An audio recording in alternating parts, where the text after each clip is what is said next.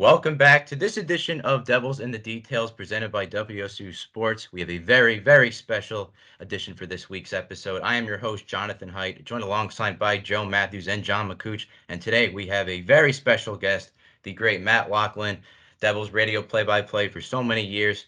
He knows the Devils inside and out. So, Matt, before we dive into everything Devils and Seton Hall and everything, how are you doing today? I'm doing great. You try not to let your emotions ebb and flow with how the team is doing, but that's sometimes difficult to do.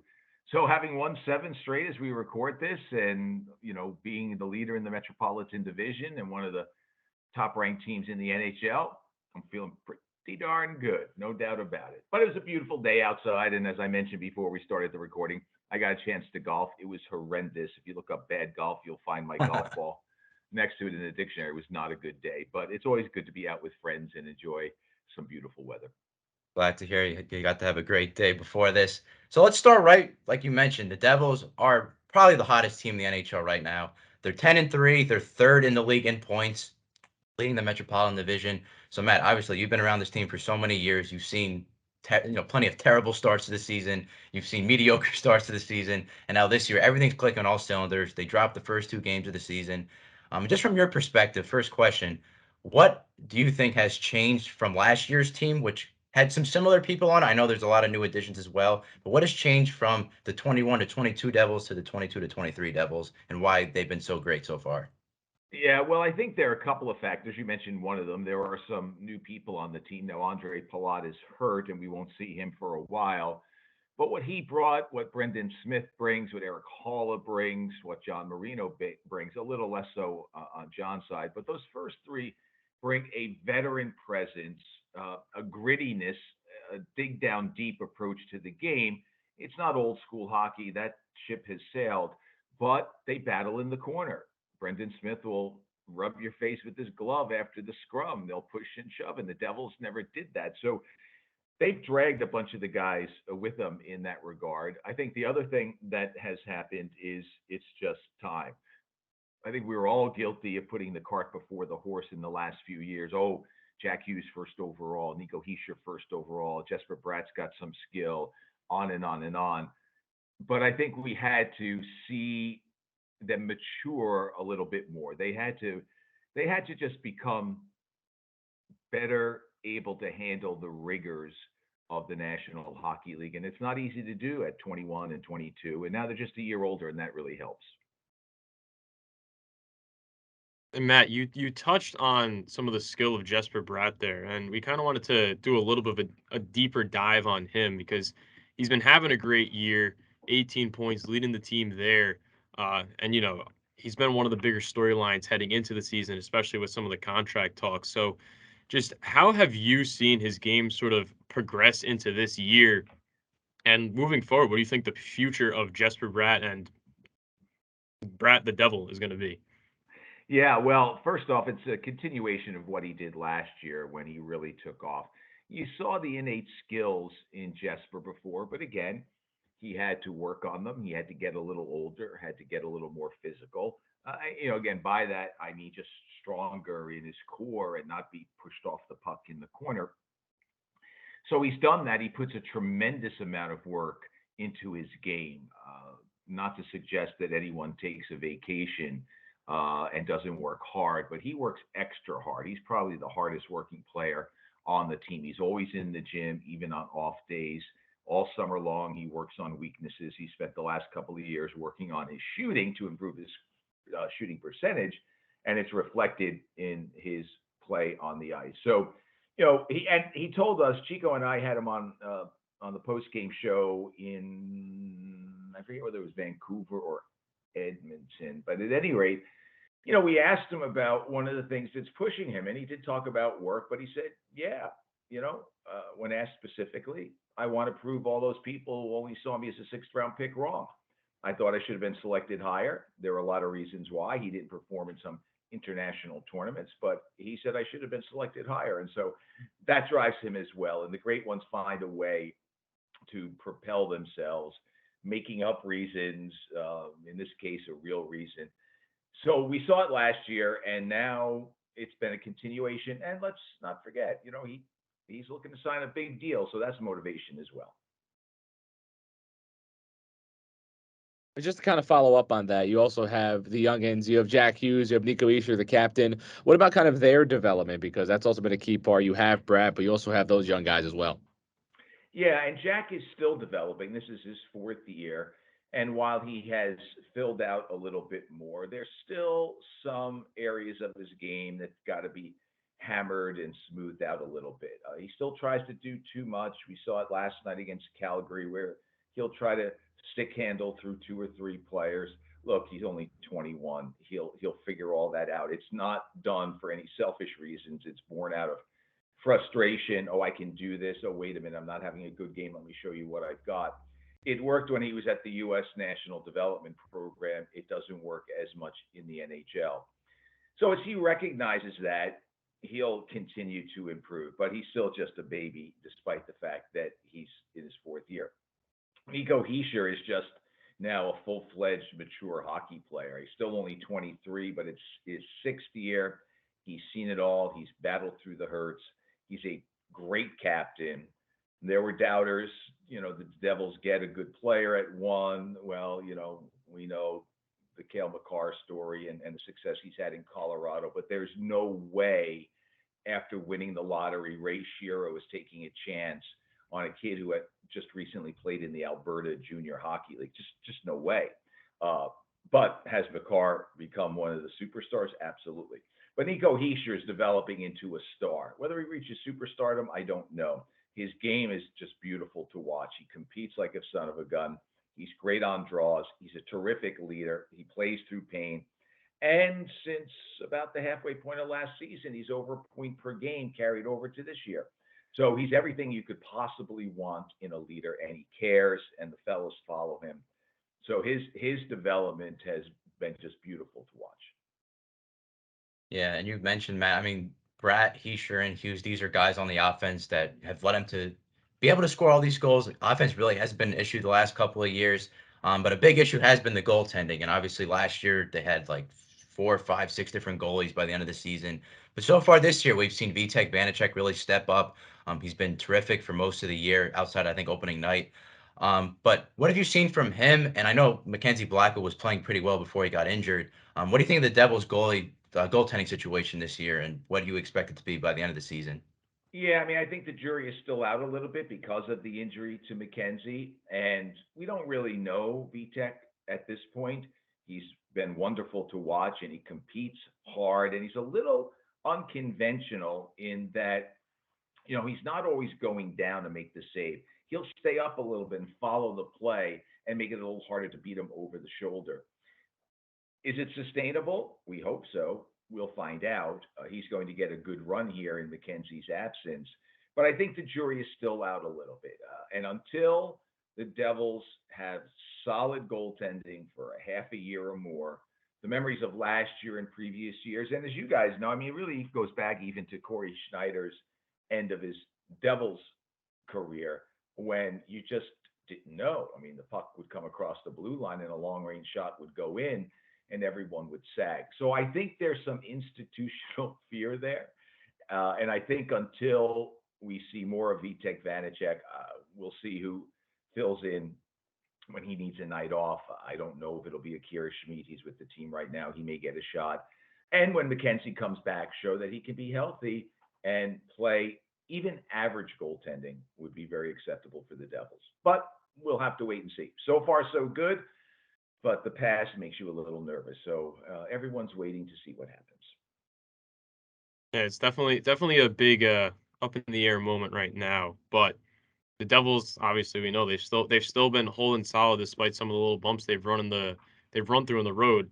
And Matt, as I'm sure you know as well, one of the bigger reasons for it, beyond the obvious Brad Hughes Heischer, one of the nice little surprises for the season has been that fourth line: Miles Wood, Michael McLeod, Nate Bastian. 20 points combined across the three of them. They've really been doing a nice job. Filling in when Hughes and Heischer and Brad have to come off the ice. So kind of zoning in on those three guys. What have you seen from that fourth line this year that's allowed them to be that nice little surprise boost for the Devils?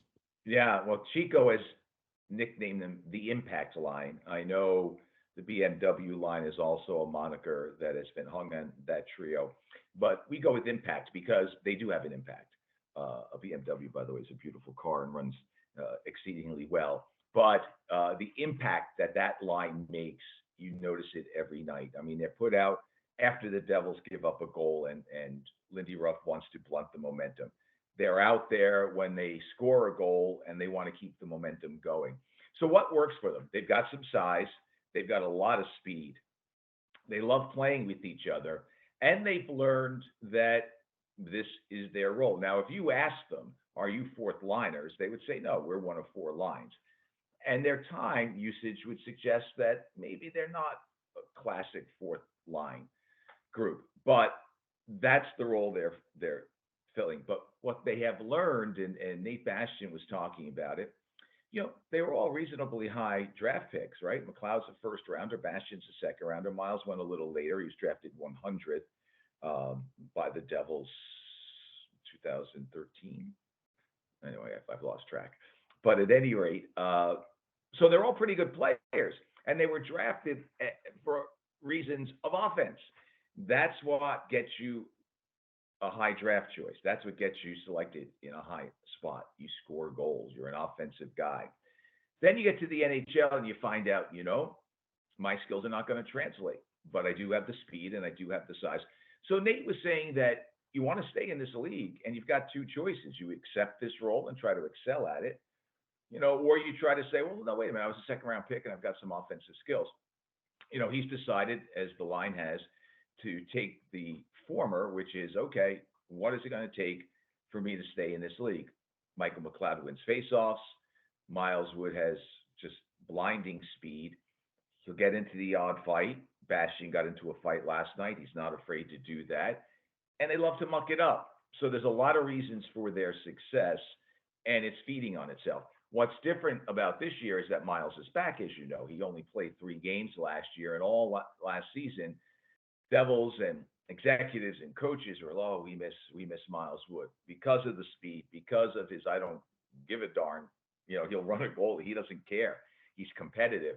And speaking up, he's a guy who would not be afraid to say, hey, what are you doing? You didn't follow the right route, or you didn't dump it in time and score. You've got to be aware of that.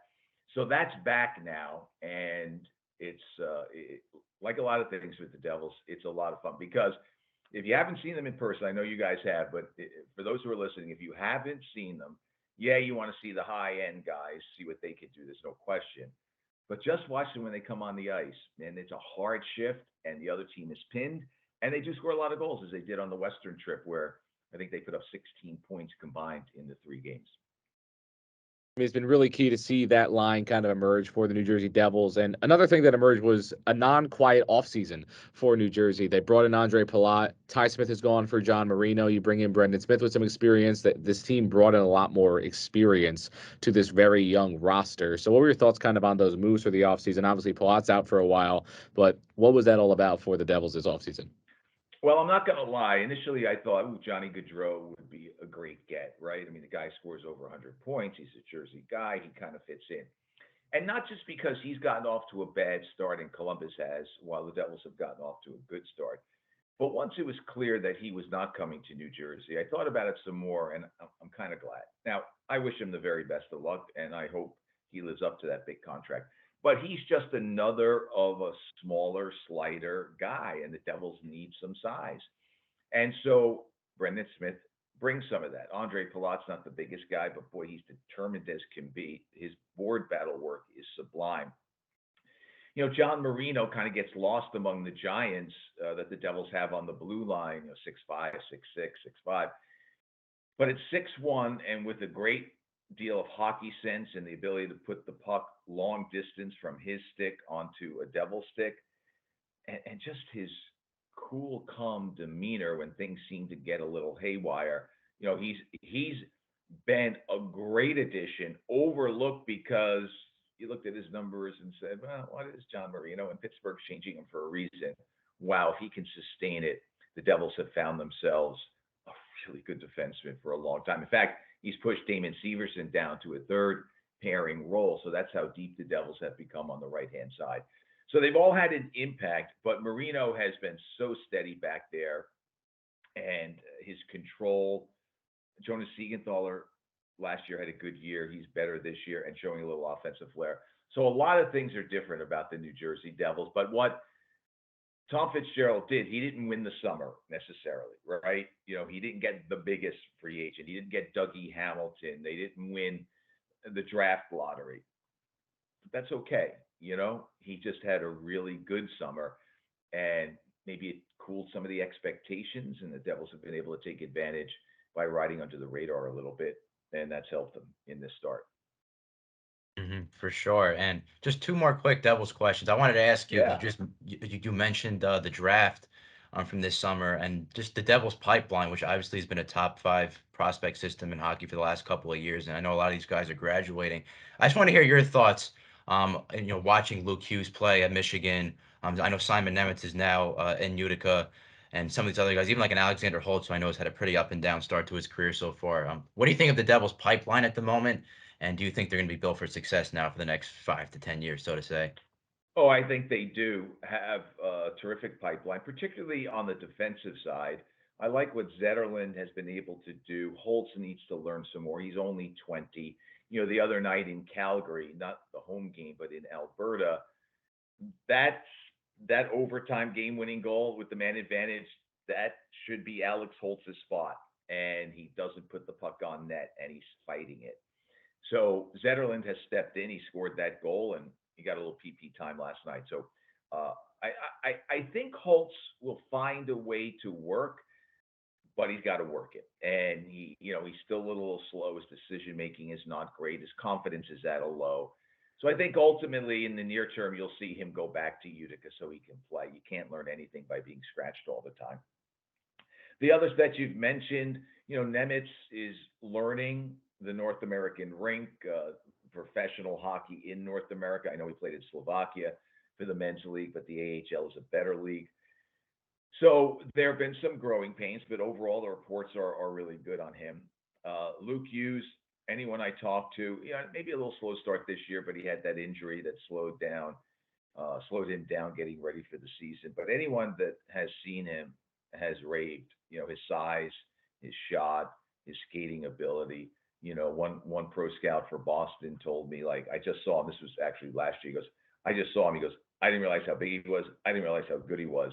Wow, the Devils have a great defenseman coming up. And Shakir Mukhamadullin is the mystery man, right? We hear about him. The Devils have signed him, but he's playing in the KHL. I think they're going to try to get him over for next year. I don't know what the upside is, but he's got some size and he's shown continued improvement as a former first round pick. So they're deep there. Offensively, the pipeline's a little light because that pipeline is on the team, right? Whether it's Hischier and Pratt and Sharon Govich and Jack Hughes, et cetera, and now Fabian Zetterlund. So if you look at it, Utica is struggling to score goals this year because there's just not a lot of offense down there. But the Devils will gladly take it. That's the way it goes, right? You develop players, draft them, hope they help the parent club, and you see what happens with the minor league team.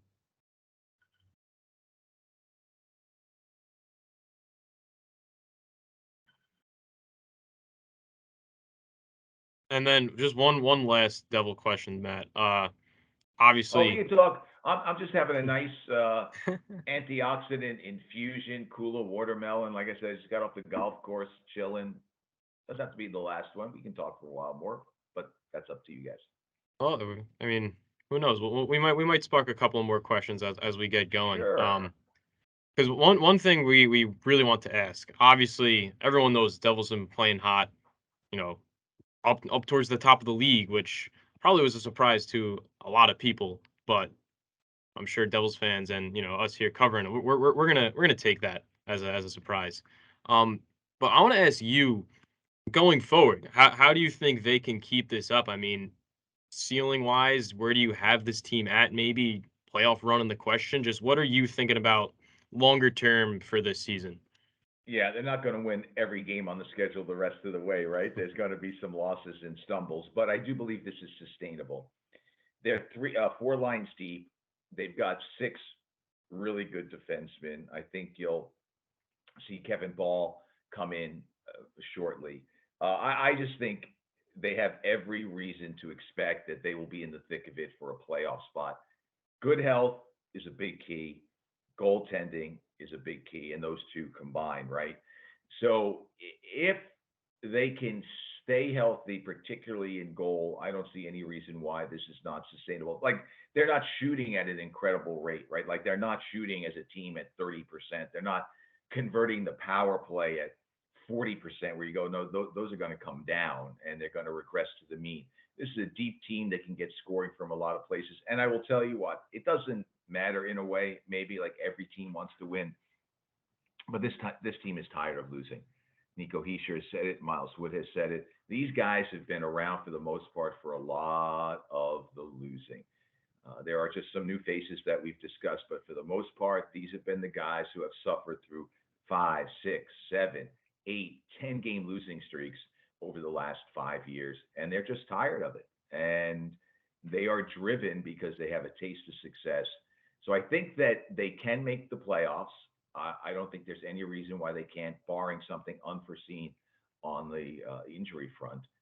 I absolutely, you guys know this, but generally, if you're in a playoff position at American Thanksgiving, most teams who are there stay there the rest of the way. And the Devils, surely, barring something completely unforeseen, will be in a playoff spot come Thanksgiving. They're also high in goal differential. That's another one, too. Very few teams make the playoffs if they're a minus. And the Devils, I think, are plus 13 now. But at any rate, that's a good sign. That's last year they were just horrendous. So yeah, it's sustainable. There's no reason to think that this is going to end anytime soon.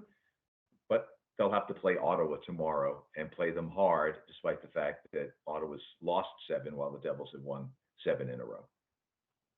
So now we've talked about the players a lot. We'll stick with the Devils for a little bit.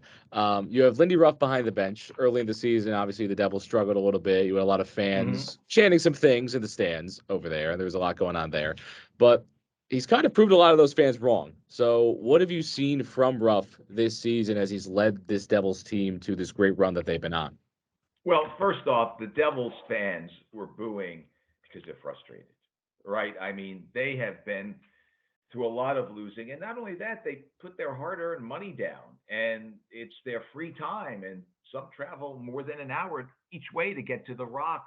And we all thought this finally was the year. And the first 2 games, even though the underlying numbers were good, a loss is a loss. And it looked an awful lot like last year. And I thought the fans were just like, hey, we can't do this. I will tell you this, they have every right to express their opinion. Again, they pay their hard earned money to come out to the Rock. But when Chico and I walk through the building before or after the game, we see fans on the road, we haven't gotten too much of the coaching staff has to go. Frustrations on the part of some fans, yes, but for the most part, the Devils fan has been optimistic. Oh, okay, I know it's not going well, but we've got all these ingredients, and it's going to pay off at some time. So I've not heard it personally, but that booing came through loud and clear along with the chant. Lindy Ruff is uh, steady as she goes skipper. Will he get angry once in a while? Sure. Has he laid out a path for success? Yeah. He's gone through the losing. Everyone knew it was going to be a process. And now he's rewarded because the process is paying off. The players like him. We've seen it before in every sport. When players tune out a manager or a coach, it's obvious. Joe Girardi is an example, right? The Phillies were horrendous. He gets fired, and suddenly they make it to the World Series. You can just tell. And I never saw that in the first 2 years under Lindy. Certainly didn't see it in the first 2 games or the practice after that loss against Detroit. No sense of like, oh my God, this guy's hammering us and tuning out the message. It's a young team that likes him, and he's got a good sense of humor. He's been around a lot.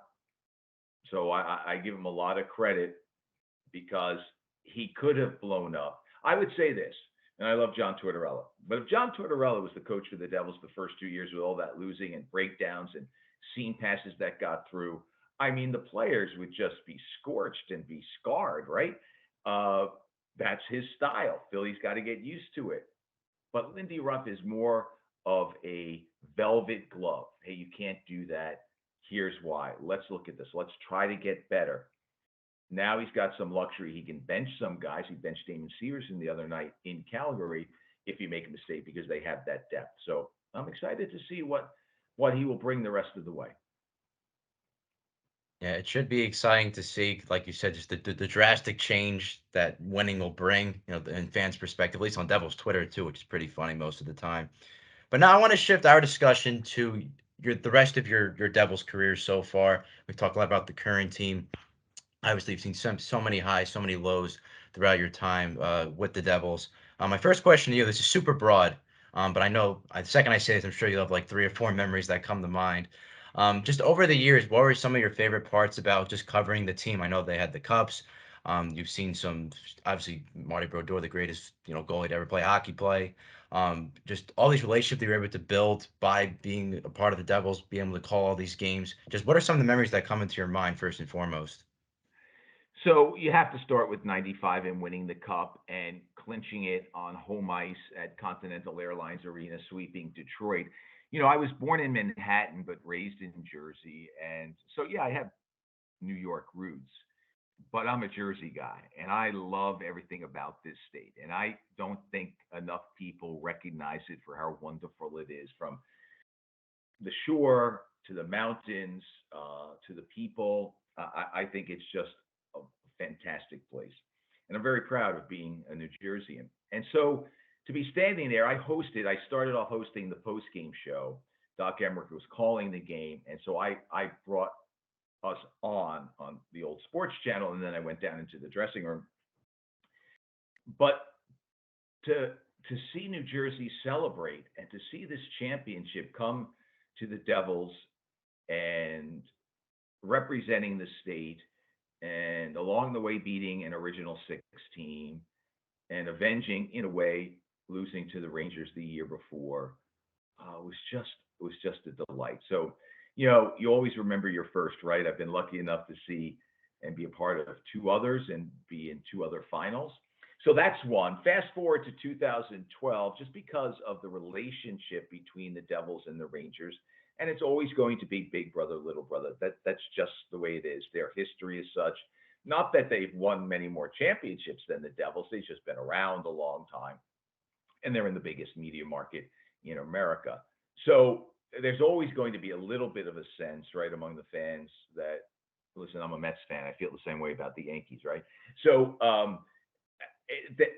so to beat them in 2012, to exercise the demons, to do it against Henrik Lundqvist, all that led up to that, the line brawls that happened during the regular season, the intensity, and to see Adam Henrique put that home. And the Devils were on the precipice a couple of times earlier in the playoffs, and they were able to get overtime goals. And to see Henrique put it through, and again at home, and the roof was just blown off, because that was finally, hey, you know what, Big Brother, no more. So that's there. And then I think just the people, all the guys whose numbers are retired. It's been a pleasure to see most of their careers. Scott Stevens, what he represents, and how he led the Devils as captain so superbly. Kenny Danico bleeding his way into the hearts of Devils fans, and even the ones whose numbers are not retired and may never be retired, whether it's Scott Gomez or Jamie Langenbrunner, Zach Parise, even Johnny McClain, who I've gotten to know. I didn't really know him as a player. I've gotten to know him more as he stays around, either in media or now coaching with the New York Islanders. But such an important piece of Devils history. So there have been a lot of memories, but the two that stand out: beating the Rangers, beating Detroit, and just seeing these players wear that Devils logo so proudly. And that's why it's so exciting that the Devils are back. I think we're on the verge of having another 10-year, 12-year, maybe more run with these players. A little harder now with a salary cap, but the talent is there, and I think it's going to be a heck of a run. I don't know if they win another championship, but I certainly hope so. And Matt, as you kind of touch on some of these memories, I want to wind the clock back even a little further pre-Devils, because for anyone who doesn't know, Matt Loughlin, a esteemed WSOU alum, which we're all very proud to have you as an alum. We're all proud to be a part of the station. Um, and so I know we all are, and a couple of just other staff members here at the station. We're kind of curious, just looking at your time at WSOU. Do you have any like big memories, favorite moments that you can touch back to then, like pre-Devils? Maybe it's anything that like that led you to believe that like, oh, this is what I'm going to do. I'm going to be able to be a Devils play-by-play broadcaster one day. This is the career I'm going into. Yeah, I wish I could say there was a moment while I was at Seton Hall where I was that focused. But I will tell you this: doing games in Walsh, uh, playing against St. John's, and I get it. Doing games at the Rock and at the big arenas around the Big East has to be awfully exciting. The Pirates are on a bigger national stage than the Pirates back then were, but Seton Hall was really big in the metropolitan area. They may not have had a national name, but they were really big. And so to sit there in that gondola and do games in a packed Walsh with, you know, 2,500, I don't know what the fire laws were, but I guarantee they were violated, overflow crowds. I remember Villanova came in once and you couldn't, there was standing room only in the baseline. And I'm trying to remember the Nova player. But anyway, he went, after making a pass or taking a shot, he kind of found himself in the midst of Pirates fans standing in the baseline, the other side of the stage, and you know, pushing and shoving, and officials coming over and coaches screaming and yelling at each other. It was awesome, and I got to know Bill Raftery there for the first time. That was a lot of fun. I cut my teeth doing a lot of women's basketball. I'm so happy for Tony and the success that he has. But I was there when Seton Hall was a force in what's called small colleges. Before the NCAA took over everything, there was something called the Association for Intercollegiate Athletics for Women. And it was their own thing. The NCAA didn't give a darn about women's athletics. And so there's a big school and a small school division. Seton Hall was in the small school division. But in my junior and senior year, they went to the national championship, which was a 16 team invite. They never got very far. But, to see the development of Hall of Famers like, Robin Cunningham and Phyllis Mangina, Leslie Chavies, and Pam Cerruti, and to see Sue Dilley, now Sue Regan, take that program and help push it forward. That was a lot of fun. I know I'm dating myself, right? There's a time, fellas, you'll get there too, where suddenly you become a historian. Like, what happened to me being young and vibrant? And now it's like, hey, tell us about what happened 40 years ago. But it was a dream. And I will say this: when I walked in to the campus radio station, which was on the other side of Walsh, different location. I know it's moved, but I walked in that door, and wow, it was a buzz. I mean, there were people doing all sorts of things, music shows, cutting tape for news programs, engineering, just hanging out. And I thought, wow, this this is awesome. And I think I found the right thing. I had intended to be an accountant. I went to the Stillman School of Business, and I thought, wow, this is going to be it. And I just kept working at it, and got some breaks along the way. A fellow alum, Bob Lee, gave me one of my early breaks, and I just kept knocking on doors. But I never thought Devils play-by-play. I just wanted to get as far as I could in the business, wherever that took me. And for the longest time, it was hosting, pregame, postgame, on-field reporting, ice side reporter, what have you. And then this opportunity came up 17 years ago, and I took it, and I've been thrilled. So Seton Hall is the foundation of all of it, man. I can remember walking in and just overwhelmed by the passion and the joy and the noise. And wow, it was just so cool. It's definitely important for broadcasters. Definitely, you mentioned Walsh. There's nothing like covering women's volleyball over there in Walsh Gym. But with that, what advice do you kind of give to up and coming broadcasters, kind of like how we all walked in at WSOU with bright eyes and all of that, and now you're doing what you're doing. What kind of advice do you give to people? Well, obviously, you want to work hard, but more than that, you want to take whatever comes your way. I get in trouble sometimes when I speak to students because, don't get me wrong, you're there for an education.